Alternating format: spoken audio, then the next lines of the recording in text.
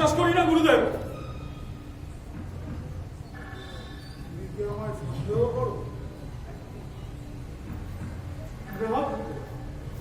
আমি আপনার কথা আপনাকে সন্দেহ করি, কিন্তু কিন্তু যদি এরকম না হয় তাহলে অবশ্যই হবে। কি করে আপনার এই কথা সত্য হবে গুরুদেব? দেবীমা রাজ রক্ত চাইছে। রাজ রক্ত? রাজ রক্ত।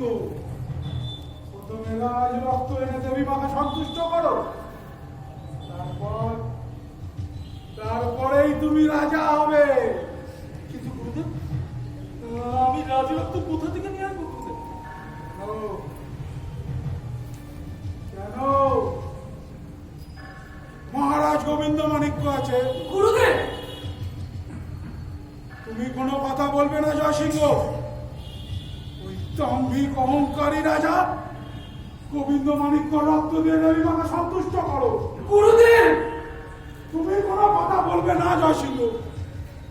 তোমার যদি এসব শুনতে ভালো না লাগে তাহলে তুমি এখান থেকে চলে যেতে পারো। গোবিন্দ মাণিক্য আমার ভাই, আমি এ কাজ কি করে করতে পারি গুরুদেব? রাজ সিংহাসন, রাজ সিংহাসন, রাজ সিংহাসন যে ভাইয়ের থেকে অনেক বেশি মূল্যবান।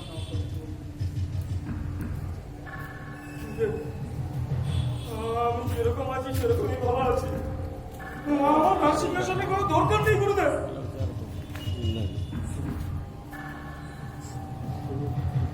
তোমার কাছে যে ছাড়ার কোনো উপায় নেই রাজকুমার।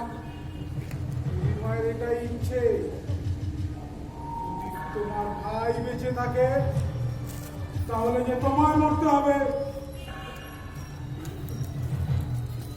আমাকে ক্ষমা করবেন গুরুদেব, আমাকে রাজা করবেন।